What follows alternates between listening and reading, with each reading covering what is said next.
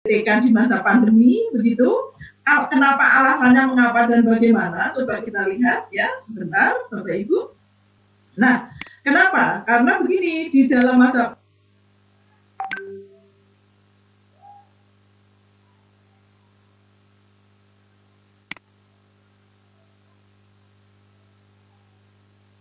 saat masa pandemi ini tidak boleh menulis PTK. Terima kasih. Baik. Bapak Ibu banyak pertanyaan tentang bagaimana PTK di masa pandemi ya. Jadi begini, PTK itu kan sebetulnya dilakukan ketika siswanya bersama-sama, ya bersama-sama. Kata bersama-sama dalam satu kelas. Satu kelas itu bukan berarti harus dibatasi ruangan tembok, enggak ya. Misalnya kalau di lapangan itu ya kelasnya lapangan. Cuman kalau sekarang siswanya sendiri-sendiri di rumah, itu menjadi tidak secara metodologis tidak bisa dilihat perkembangannya bagaimana siklusnya gitu ya. Karena apa? Karena mereka tidak bersama-sama, sendiri-sendiri mengerjakan soalnya juga kita nggak percaya dikerjakan oleh siapa gitu. Jadi kalau masa pandemi, PTK pasti itu tidak bisa dilakukan karena secara metodologis ini tidak memenuhi syarat gitu. Secara metodologis tidak memenuhi syarat. Mungkin kalau coba saya diizinkan share sebentar ya, misalnya saya tunjukkan bagaimana kita akan PTK di masa pandemi, begitu. Kenapa alasannya, mengapa dan bagaimana? Coba kita lihat ya sebentar, Bapak Ibu. Nah, kenapa? Karena begini, di dalam di masa pandemi ini, PTK yang siswanya ada di kelas, kita lihat dulu outputnya PTK ya.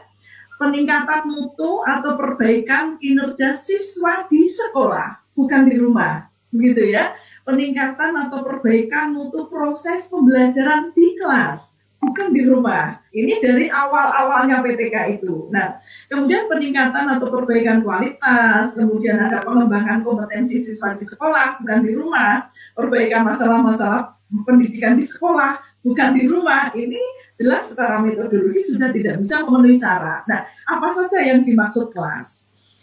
Sebetulnya kelas itu tidak harus ruang kelas yang dibatasi tembok, karena kalau guru olahraga pasti di lapangan kelasnya. Guru IPA dia ada di laboratorium ya, bisa di lapangan, laboratorium atau pembelajaran luar kelas. Tetapi yang perlu diingat adalah siswanya bareng gitu. Siswanya bareng bersama-sama melaksanakan PBM, bukan sendiri-sendiri, tetapi sebagai satu kesatuan kelas. Begitu. Oleh karena itu, jika siswanya PJJ tidak termasuk kategori ini, karena apa? Karena mereka tidak bersama-sama sebagai satu kesatuan kelas. Jadi PTK berbeda dengan eksperimen. Kalau eksperimen boleh, tetapi kalau PTK karena harus ada syarat bahwa kita sebagai satu kesatuan kelas, ini menjadi tidak bisa dilakukan pada waktu pandemi ini.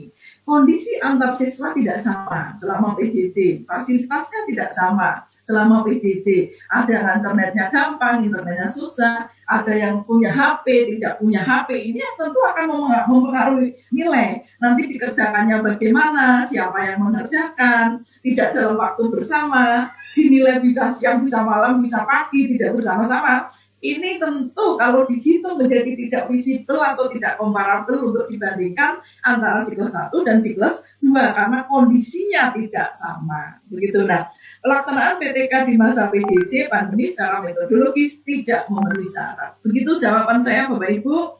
Mbak Sinta, terima kasih. Baik, terima kasih lengkap sekali jawabannya Prof. Tri. Semoga menjawab ya Bapak dan Ibu yang mempunyai pertanyaan yang sama. Baik, untuk pertanyaan yang diajukan pada Pak Sulipan, untuk haki bagaimana macam dan penilaiannya? Gimana itu Pak Sulipan? Silakan.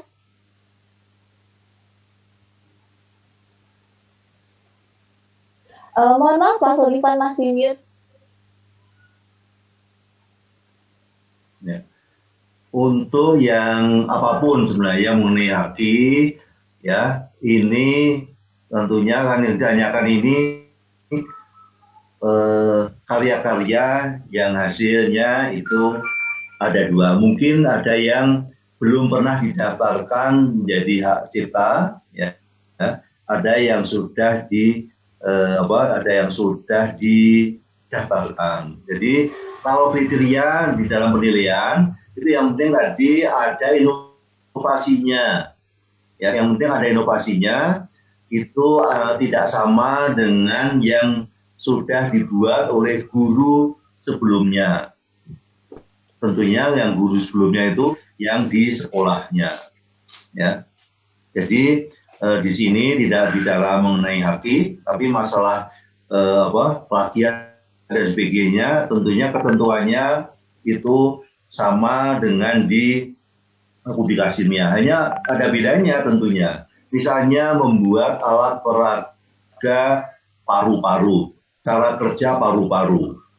Ya, jangan karena takut duplikat dengan orang-orang, maka dibuat paru-paru hasil karyanya, gambarnya dibuat paru-parunya yang satunya mirip paru-paru pohon waru, satunya dibuat seperti daun pohon kelengkeng. Ya kan nggak bisa, namanya paru-paru kan ya tetap saya gitu, ya nggak bisa dibuat paru-parunya dibuat bergerigi, itu malah paru-paru minyak. Jadi boleh saja dalam karya inovatif ini, ya kalau yang berupa peraga, ya ini ya bisa saja mungkin mirip dengan yang karya orang lain kalau alat peraga mirip, tapi tentunya di dalam ukurannya, ya kemudian cara menggunakannya itu akan berbeda dengan guru lain. Ya, jadi ini sekali lagi ini tidak bicara mengenai hati, tapi yang penting ada inovasinya atau ada modifikasi dari yang pernah ada sebelumnya. Demikian, terima kasih. Baik, terima kasih jawabannya Pak Solipan lengkap ya. Ada pertanyaan selanjutnya. Oke, ini mungkin bisa dijawab bersama ya dari Marpaung, Papua. Apa indikator pemerintah kalau karya tulis ilmiah yang diserahkan itu memang benar-benar ditulis oleh guru yang bersangkutan? Adakah portal pengaduan?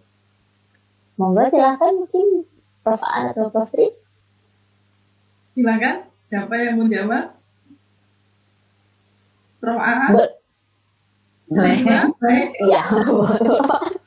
Baik, begini Ibu Marpaung yang ada di Papua, ya. Kami tim penilai pasti sudah punya kriteria itu apik atau dibuat oleh guru yang bersangkutan atau tidak, akan kelihatan asli atau tidak. Itu satu, ya. Kami bisa mendeteksi itu.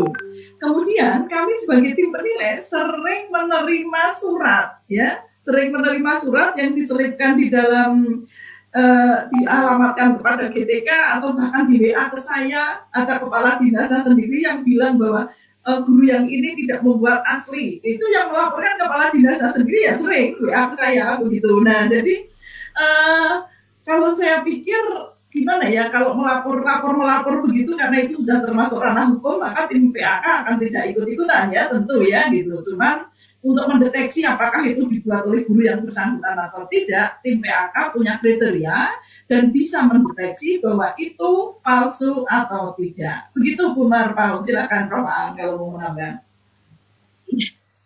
Ya, kita menilai berdasarkan standar yang sudah ditetapkan, berdasarkan rubrik yang sudah disepakati. Ya, jadi mulai dari apakah ini mengandung plagiasi atau tidak, itu sudah ada rambu-rambunya. Nah, perkara ini adalah 100% misalnya atau 75% plagiasi.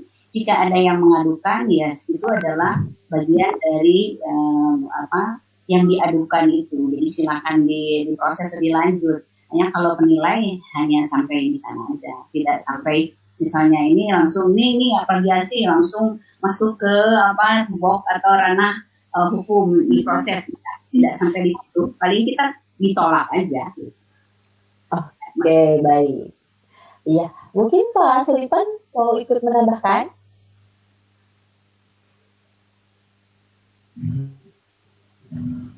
Tidak ya, ini sudah dijawab tuntas oleh Prof. Tri dan Bu Aan. Tapi yang jelas begini Bapak dan Ibu, ya para guru, penilai itu akan dengan mudah bisa tahu bahwa karyanya itu sama ataupun duplikat dengan yang lainnya, itu tahu sekali. Ya, sekali ada kesalahan kecil yang membuka membuka kesalahannya bahwa ini memang sebenarnya karyanya.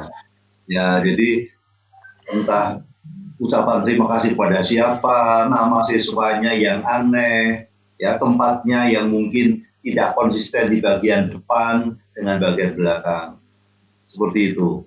Ya, jadi harapannya Bapak Ibu, sebenarnya entah PTK ataupun laporan penelitian yang lain tujuannya kan untuk meningkatkan mutu pembelajaran di kelasnya. Itu utamanya di situ. Jadi kalau selama kegiatannya itu pernah dilaksanakan betul-betul, kemudian ditulis, tentunya ini para penilai akan tahu bahwa itu memang karya asli. Demikian. Terima kasih. Oke, baik. Berarti yang penting Bapak Ibu guru yang mengajukan itu nggak perlu nggak perlu risau ya Bapak Prof ya. Karena pasti sudah akan ketahuan dengan sendirinya. Iya, baik. Untuk pertanyaan selanjutnya kita mungkin akan buka sampai pukul 16 ya. Dari Pak Suwarko dari SMA N1 Pangkalan Baru, Babel. Dalam penilaian antar kredit, apakah tidak ada korespondensi antara tim PAK dan guru yang dinilai? Selama ini seperti guru terima saja hasilnya. Waduh, ini kayak agak keras sedikit. Silakan mungkin Prof Tri dulu boleh. Iya, saya bagian yang dikasih yang keras-keras. Bapak Ibu, gini, kalau ada korespondensi bahaya nanti. Saya bisa Bapak Ibu kirimin surat nanti ya. Jadi memang tidak ada korespondensi antara yang dinilai dan yang menilai. Begitu bahkan di dalam aturannya disebutkan salah satu pasal bahwa di dalam Permen 16/2009 dikatakan bahwa keputusan tim penilai tidak bisa diganggu gugat. Itu sudah ada pasalnya. Bahkan ketika menilai pun tidak akan pernah tahu sebetulnya siapa yang menilai, apa yang dinilai, siapa menilai siapa itu tidak akan pernah tahu gitu. Jadi memang tidak ada korespondensi. Bagaimana guru tahu kesalahannya? Di dalam surat penolakan sudah ada alasan penolakan dilampirkan, disertakan. Sehingga guru itu tahu salah atau betul, sudah memenuhi syarat atau betul itu atau belum itu di alasan penolakan. Itu ya Pak Sarofa ya, tidak ada korespondensi ya. Iya, baik. Prof, silakan ada tambahan. Ya, penilai dengan dinilai itu inseparable ya, jadi nggak bisa disentuh ya, itu nggak bisa disentuh gitu, nggak boleh dalam aturan etikanya memang seperti itu. Ada pernah datang misalnya ingin ingin konfirmasi, kok penilaiannya begini, saya ingin ketemu sama tim penilai, datang ke pejabat melindungi, tidak dipertemukan. Nah, kalau ada bagian yang boleh ditembus itu kan bisa bahasa itunya cincai gitu ya. Bahasa bisa cincai. Gimana itu objektivitasnya di situ ya. Jadi dan juga melindungi tim penilai itu biar objektif dan leluasa dalam melaksanakan penilaian. Dan kami juga diberi bukan disumpah ya. Kami juga punya kode etik ya. Terima kasih.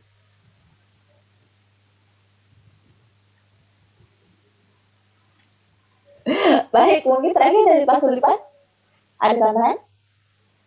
Ya sama karena memang peraturannya demikian. Jadi tidak ada komunikasi antara penilai dengan guru yang dinilai. Jadi sampai sekarang pun kalau untuk pengiriman seperti contohnya ke LPMP ya, itu kan pengirimannya tidak datang sendiri tapi via pos ke PO Box. Itu kalau waktu zaman sebelum pandemi ya. Setelah pandemi kemudian diupload ya, penilaiannya online. Jadi itu untuk mengurangi interaksi pribadi dan aturannya memang demikian. Terima kasih. Ya, terima kasih Pak Sulipan. Lagi pula yang dinilai banyak sekali ya, Prof. Pak. Kalau korespondensi, iya itu ketemunya lumayan loh. Oke, baik. Terima kasih semoga menjawab ya Bapak ya. Untuk selanjutnya ada lagi pertanyaannya, silakan. Dari Ibu Ani Yuni, SMA 1 Situbondo, mohon dijelaskan beda antara diklat fungsional dengan diklat teknis. Apakah guru wajib ikut diklat teknis?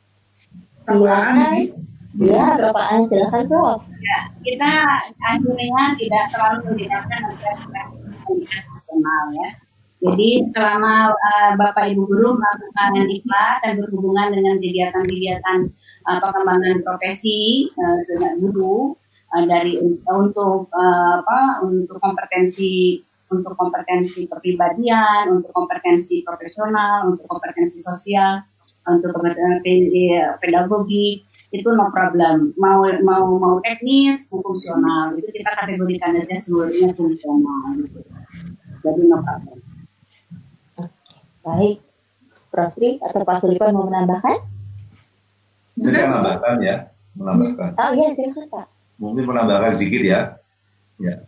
Jadi Bapak ini Ibu Ani Yuni ini ya dari Situ Bondo.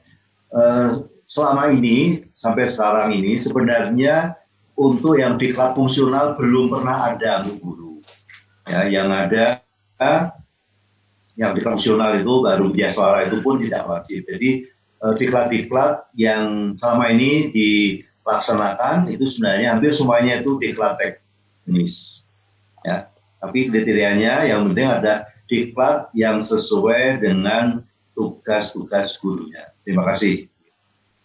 Oke, baik. Terima kasih Pak Sulipan. Prof. Tri, sudah cukup ya? Sudah cukup. Ya. Oke, kita bacakan lagi pertanyaan selanjutnya yang sudah masuk di Slido. Dari Institut Bawah SMA N1 Singaraja Bali, apakah PTK yang sudah dinilai dapat dijadikan buku untuk diusulkan lagi? Boleh? Silakan, Prof. Bisa kan? Bisa? Silakan. Boleh? Oh Ya. bisa, oke, Ya. jawabannya sudah jelas. Bisa, Pak, ikut ke bawah. Silahkan diajukan lagi, berarti dibikin buku gitu dulu ya, Prof ya. Iya. Pertanyaan selanjutnya kepada Mas Host dari Pak Kusnandar. Untuk Prof. Tri Marhaini, kalau PTK tidak diperkenankan pada masa pandemi, bagaimana melakukan penelitian yang mungkin pada masa pandemi? Tuh. Iya, tadi saya sebutkan bisa selain PTK misalnya eksperimen. Eksperimen itu kan ada true eksperimen, ada quasi eksperimen, ada pre-eksperimental design. Jadi yang sederhana saja, yang pre-eksperimental design itu bisa, ya, bisa. Benar-benar Oke. Nah, jadi misalnya begini. Misalnya efektivitas penggunaan metode X misalnya di kelas sekian. Nah, itu boleh ya di kelas sekian mereka boleh ada di rumah karena kalau eksperimen itu tidak memerlukan kesamaan dan variabel dari luar bisa dikontrol, bisa dikendalikan gitu. Nah, ini bedanya. Jadi boleh melakukan penelitian-penelitian kualitatif, kuantitatif masa pandemi. Boleh. Jadi misalnya juga penelitian-penelitian yang terkait dengan pembelajaran PJJ misalnya. Boleh juga di situ ya. Penelitian kualitatif boleh, kuantitatif boleh, R&D boleh. Misalnya pengembangan model pembelajaran PBB masa pandemi. Misalnya begitu boleh. Pengembangan model pembelajaran jarak jauh masa pandemi di kelas sekian. Ibu punya ide apa? Ya itu bisa ditulis menjadi sebuah laporan. Gitu ya Pak ya, Bapak atau Ibu tadi. Terima kasih. Kalau untuk menjawab bagaimana metodologi, sistematikanya perlu pelatihan gitu ya. Tidak hanya sudah menjawab di sini begitu. Betul, bimteknya lama ya, Prof. 1 semester itu. Iya. Oke. Setelahnya bimtek lagi, khusus Prof. Tri Marhaini ya. Bagus itu Bu. Oke, baik. Itu tadi beberapa pertanyaan yang sudah kita bacakan dari pertanyaan yang masuk di Slido ya, Prof. Tri, Prof. Aan, dan Pak Sulipan. Untuk Bapak dan Ibu guru yang belum sempat bertanya, mungkin nanti kita akan adakan lain kali. Dan kalau yang tadi mengikuti webinar ini tapi merasa materinya mungkin tadi terlalu cepat, jangan khawatir, ada semuanya di kanal YouTube PTK Dikmediksus TV. Nanti tinggal dicari saja webinar Sehari Guru Menulis sesi kedua yang sudah kita laksanakan pada siang hari ini sampai sore hari ini ya, sudah mau pukul 4. Sebelum kita mengakhiri nih, Prof. Tri, Prof. Aan, dan Pak Sulipan, saya mau izin dulu. Boleh saya minta closing statement-nya dari masing-masing? Kita mulai dari Prof. Aan dulu boleh ya, Prof? Silakan. Terima kasih. Bapak Ibu sekalian, untuk tetap mempertahankan profesionalisme kita di dalam mendidik maupun mengembangkan ilmu kita untuk bisa diterapkan pada anak didik kita, maka berkumpul dengan para profesional yang bermanfaat atau terus mengembangkan ilmunya melalui 3T, yaitu silakan bertaaruf, bertafahum, dan berkolaborasi. Terima kasih. Terima kasih Prof. Aan. Selanjutnya kepada Prof. Tri, silahkan. Baik, terima kasih Bapak Ibu atas atensinya, atas perhatiannya. Terima kasih kita sudah belajar bersama. Terima kasih untuk GTK, Dikminsus yang sudah memfasilitasi ini. Mudah-mudahan apa yang kita berikan, apa yang kita diskusikan ada manfaatnya. Tentu pasti akan banyak keterbatasan di ruang ini karena memang waktunya yang terbatas. Kalau misalnya ingin mengetahui lebih lanjut, Bapak Ibu boleh membaca, boleh belajar, melakukan pelatihan-pelatihan yang bisa diinisiasi di dalam sekolah-sekolah masing-masing. Terima kasih Mbak Sinta, terima kasih Prof. Aan, terima kasih Pak Suliman. Sampai ketemu, mudah-mudahan ada manfaatnya. Wassalamualaikum warahmatullahi wabarakatuh. Waalaikumsalam warahmatullahi wabarakatuh. Terakhir, oleh Pak Suliman, silahkan. Ya, terima kasih. Terakhir ya, saya ucapkan terima kasih juga kepada pimpinan dan staf dari direktorat. Kemudian sehubungan dengan yang karya inovatif, Bapak dan Ibu, mungkin saja suatu saat istilah karya inovatif pada peraturan Menteri Daya Gunaan Aparatur Negara dan Reformasi Birokrasi, suatu saat mungkin istilah karya inovatif akan tidak ada, mungkin. Tapi karyanya tetap akan ada, dan sekarang sudah dimulai ditulis oleh para guru, yaitu dalam bentuk penelitian dan pengembangan, research and development. Selain dalam research and development, juga bisa ditulis karya inovatif itu dalam bentuk tulisan artikel ilmiah yang dimuat di jurnal, atau ditulis dalam bentuk karya best practice, dan itu sekarang sudah mulai ditulis oleh para guru untuk yang karya inovatif, baik berupa model pembelajaran, baik berupa pembuatan alat peraga maupun karya seni. Saya sangat senang sekali, dan mudah-mudahan kedepannya para guru tetap berinovasi dan selalu membangun kreativitas. Demikian dari saya. Assalamualaikum warahmatullahi wabarakatuh.